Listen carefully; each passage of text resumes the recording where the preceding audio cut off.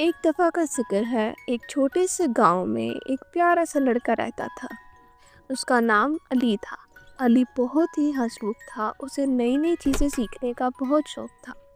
ایک دن علی سکول سے واپس آ رہا تھا تو اسے راستے پہ ایک چمکدار چیز نظر آئی۔ جب اس نے قریب جا کر دیکھا تو وہ ایک چھوٹی سی چابی تھی۔ علی نے چابی اٹھا لی اور سوچنے لگا کہ یہ کس دروازے کی چابی ہوگی۔ اس نے ادھر ادھر دیکھا لیکن اسے کوئی ایسا دروازہ نظر نہیں آیا جس کا یہ تالا ہو۔ وہ چابی اپنے گھر لے گیا اور اپنی امی کو دکھائی۔ امی نے بھی چابی دیکھی لیکن وہ بھی نہیں بتا سکیں کہ یہ کس کی ہے۔ اگلی صبح علی پھر یہ چابی لے کر باہر نکلا اور لوگوں سے پوچھنے لگا۔ کئی لوگوں نے چابی دیکھی لیکن کسی کو بھی نہیں معلوم کہ یہ چابی کس کی ہے۔ پھر علی گاؤں کے ایک پرانے بزرگ دادا جی کے پاس گیا۔ دادا جی بہت دانشمند تھے۔ علی نے انہیں چابی دکھائی۔ دادا جی نے چابی کو غور سے دیکھا اور مسکرائے۔ انہوں نے کہا، بیٹا، یہ چابی اس پرانی صندوق کی ہے جو گاؤں کے باہر